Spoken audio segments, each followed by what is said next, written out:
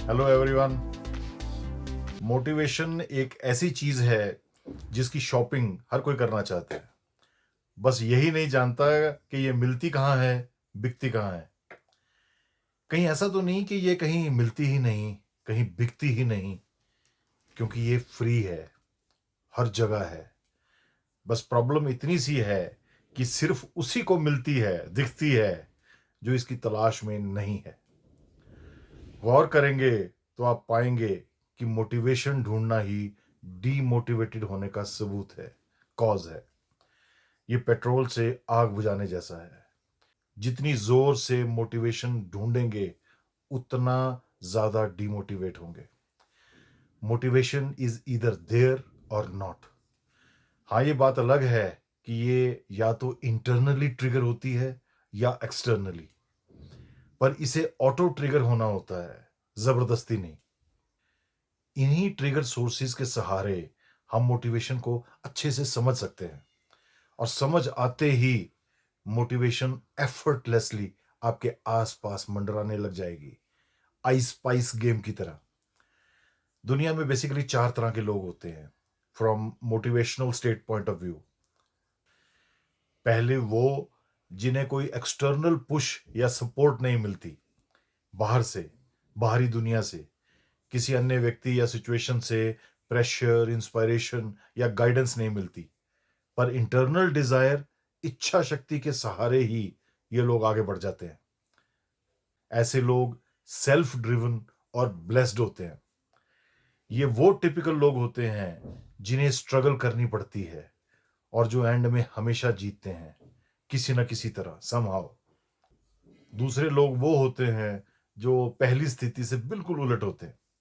उन्हें बाहरी support, push, pressure, inspiration तो खूब मिलती है और वो उसे रिस्पॉन्ड भी करते हैं, पर उनके भीतर से कुछ खास डिजायर, अर्ज या इंटरनल मोटिवेशन नहीं होती।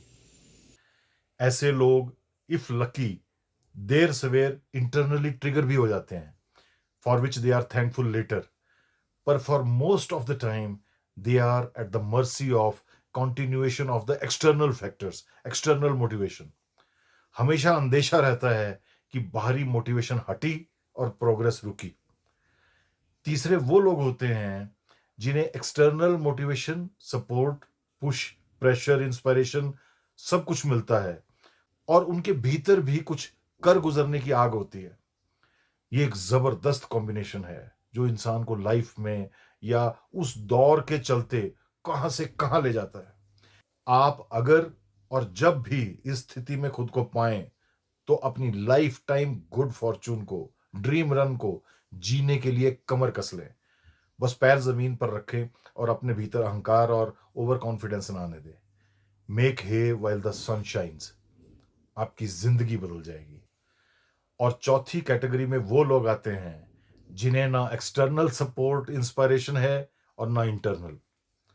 ऐसा लगता है कि that person has no present, no future.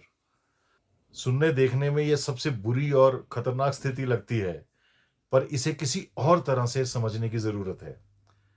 हर इंसान इस स्थिति में लाइफ में कभी ना कभी गुजरता है।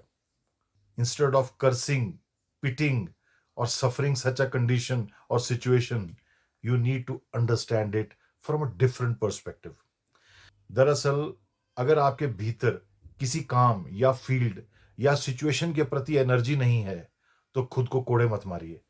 बहुत मुमकिन है कि आप उस डायरेक्शन, उस काम के लिए बने ही नहीं हैं।